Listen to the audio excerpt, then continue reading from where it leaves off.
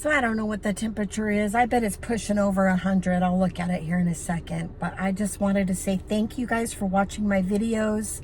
I didn't get the deodorant recipe done. I came to my parents' house for my days off, and I just had mowing and stuff. So we're going to do that next week. Plenty of time to make deodorant, and I will share that with you. If you're enjoying the channel, subscribe, like, share. I want people to be able to just type in all the things and then my video pops up. Right now I'm still hidden. I need more people. I need more people to subscribe and like and share so that we can get out there. Oh my goodness, everyone's just been so sweet. You guys make me feel so good. Thank you so much. I've had several people, several friends that have reached out to me behind the scenes to tell me they don't think that I have any characteristics of somebody that's self-absorbed. You guys are awesome. Thank you so much. Maybe I'm just good at hiding it. The real person to ask is my honey. It's story time. Many moons ago, I lived in Provo during the work week, and I would go home on the weekends. The Vernal Airport was in the middle of being renovated, and TSA was not there. And I was in a time in my life where I was trying to work on my foot zoning, and I was trying to get really good at just listening to my inner voice and listening to the spirit. And you know, that's hard. But spirituality decreases somewhat if you can't go to church on Sundays. And I work on Sunday, and so you know, I was just kind of working on it on my own. I spent a lot of time in my car, and I was really into getting CDs to listen to in my car back and forth. Like, I'd listen to all kinds of stories, mysteries, self-help books, tons of stuff. Like, I was using my car for, as Zig Ziglar calls it, the university. You know, your car's your university, and you just like learn tons of stuff while you're in your car because I'm driving so much. So anyways, I picked this book up on meditation. I'd heard about some stuff, and so I really wanted to dive in and get a better depth of meditation.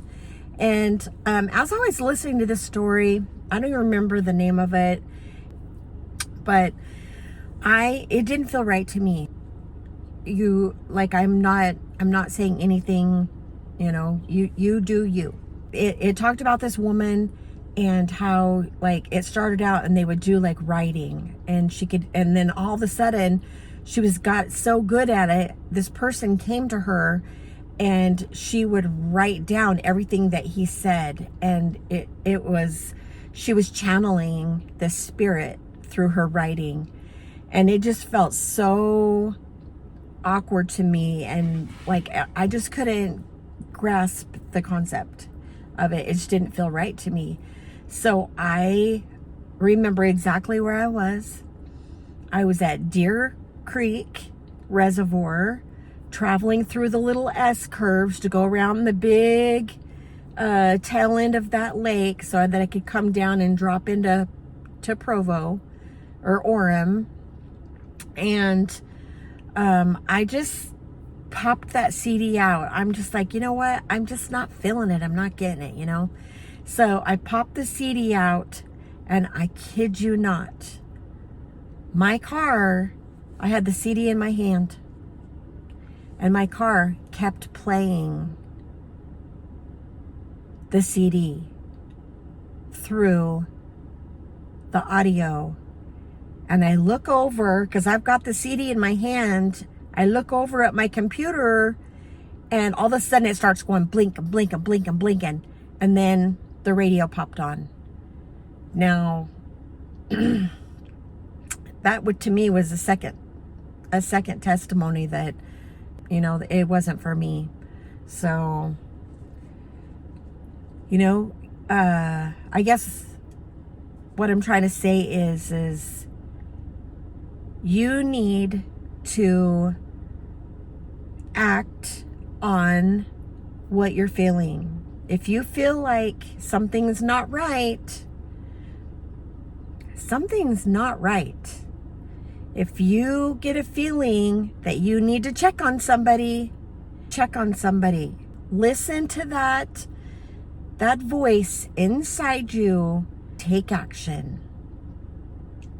That's how he exercises our spiritual growth, is he gives us tasks and then gives us the opportunity to do those tasks. I fail so many times, but there's so many times I get it right. And I love when I get it right. Listen, I know that religion is a very tender topic for a lot of people. It's like politics. Everybody's got their own spin on it. I want you to know that I love you how you are. I don't judge you if you're not like me. God meets us where we are as well, and I believe that wholeheartedly. He made us all different. I don't think he wants us all to be the same. Okay, I'm off my soapbox. I just don't want to sound like I'm being really pushy, or if I think I know everything, I know I don't. I just need you to know that you don't have to be anything, that we can be friends. But I appreciate your time. Today we are going to do some mowing. We own a home here. It's a fixer-upper in southern Oklahoma. We are working on it to be able to snowbird from Utah to Oklahoma. I'm still working full-time at the airport, trying to work out my retirement. My husband, Michael, is in Utah right now taking care of our other home. He's going to come back in September. Going to be 101 today. It needs to be mowed super bad, and we need to take care of that. I'm kind of hoping I can get some done before it gets too hot. And so I'm going to bring you along for that and show you around. Not sponsored. Wouldn't that be good?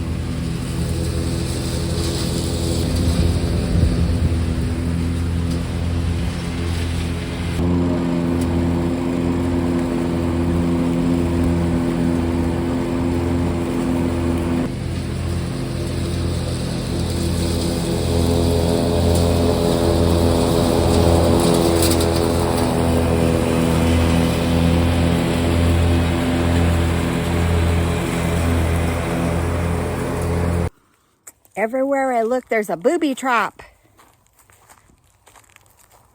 I gotta pick this yard up a little bit before I mow.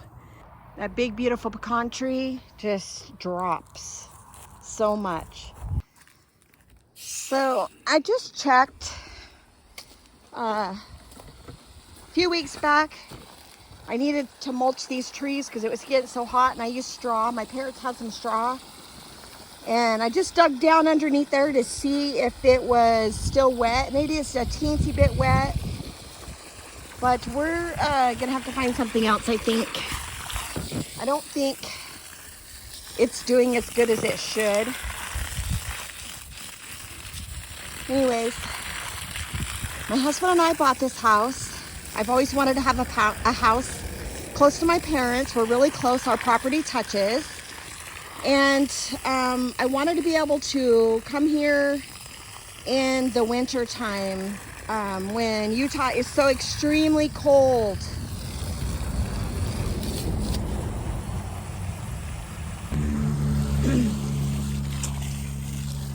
I felt like the winters here are much more mild, and my husband hates the cold, and so we decided this would be a good fit for us. We could have a house here and then have a house there. So I need a longer hose. This hose just doesn't quite fit all the way over there. We planted 3 fruit trees in the spring, and I know they got established. The roots got established good, but it's so hot. So we're trying to keep them wet. We water them once a week. You know, we're a work in progress. This is our porch. When we first bought this whole area was closed in, and it had lattice, and they had built a room in there, and there was a big old rat living in there. I scared her out. She had a bunch of babies on her. First, I didn't know what it was. Anyways, nice porch. And we put so much money into building this, but we had a leak in the roof. And so one weekend, I'm like, babe, let's fix that leak. You know, we're pretty handy. We pulled all the shingles off, replaced the plywood. You can see the new plywood where all of it was just water damaged, and it was crumbly. You know, that's where the old starts, and it was still in pretty good shape, so we left it. Anyways, we went and got the shingles, and we went to start to put it back together, and I'm up there working on shingles, trying to get it done, and then it dawns on me that the shingles are on top of shaker shingles, and there's like 3 layers of them, and the layers underneath that top layer are crumbly. There's no way I'm going to be able to weave in these hard new shingles in with all this crumbly stuff. There's no way it's going to happen. So we looked around, we got some estimates. I found somebody that will fix my roof, and he's waiting. He keeps calling. He's like, are you ready? Are you ready? And it's just a little bit too much for us right now to just come up with everything all at once. You know, we're trying to get debt paid off, and we're trying to, you know, I only want to work 2 more years, and then I want to retire. And we're just trying to get everything together. And I'm wondering if this house is just too much for us. I have all these dreams and all these feelings tied into this house, and I want it to work so bad, but I don't know if it's going to happen. This winter, it'll cool off, and then I can do shingles, and we can glue and tar the crap out of it and see if we can get it to just, you know, be stable enough until we can afford to get the roof fixed. Okay, here we go. This is your living room. We stripped most of the walls.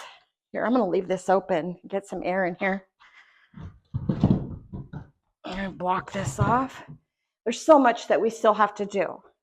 So much. I'm going to put a line in there for a socket. Coming from the dining room. It's a good sized living room. We pulled a bunch of stuff off the ceiling. Go to our other channel to see all of that. I'm not going to post any of that here. It was misery. All right, dining room. I found these chandeliers in Oklahoma City. I wanted them really bad, but they were sitting in a box. And I was worried they were going to get damaged and broken, so we put them up, and so they could just be hanging there. I decided to paint. There's something I can do, you know. I want progress. I want to see progress. We still have to put flooring in here. Sorry, my video is so terrible. I forget you guys get sick. Oh, we got a rat in here. My poison's gone. Anyways, this is the dining room. I'm in the far corner. Living room. Kitchen. It's a nice size room. Really nice. We got to put our subfloor down. Kitchen. We put this brand new window in. I got this wall sheetrocked, and I have not done any more in this kitchen. It's just too hot. I've been on a couple of trips. I've been to Branson. I've been to Magnolia Market. All right. Utility room. It's all insulated. It's all up and painted. It just needs a floor and some trim.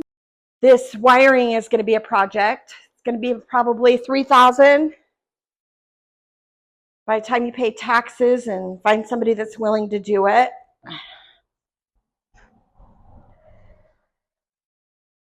On the other side of this wall here is a bedroom.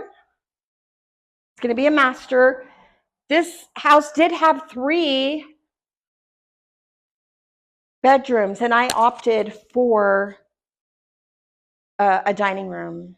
I love when we get to sit together, family time, you know. I would rather have a dining room than a bedroom. So, my house. So I did it. I don't care about the value. It's my house. So I know a lot of you be like, oh, you get more, you'll get more money if you have more bedrooms. I know. This is a bedroom. Oh, here, let me go this way. Bedroom, storage room. There's another bathroom in the back. There's so much work to do. We still got to do wiring, septic. We got to do the roof.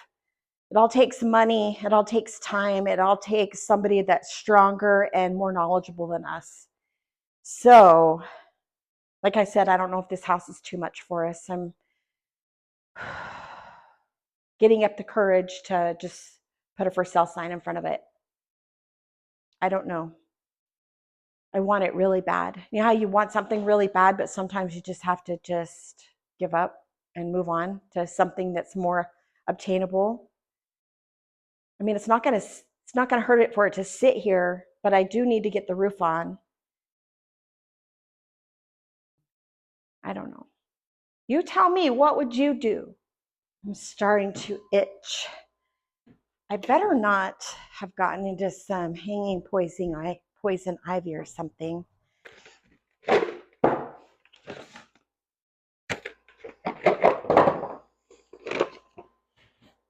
Okay, story time. So when we first got to this house, and it still had all the kitchen and everything in it, and we had our dumpster, and we were like stripping, demoing, and there was this oven, stove, and it didn't look too bad. I mean, I could have it was older, and it was propane, and I could have just, pulled it out, hosed it down, checked everything, and put it back in, and I'd have been fine. Well, I posted it online, and all my friends were like, don't you dare, that's so disgusting. Get rid of the stove. It's worth it. Get rid of the stove. So I was like, okay. I wasn't on YouTube yet. Anyways, I went and I opened up that lower tray. What do they call that? Warmer tray that's on the bottom. And there was a rat in there, and it looked up to me, and it looked up at me, and I was like, ah! I screamed and I ran, and I thought, oh, why wasn't I filming? I should have got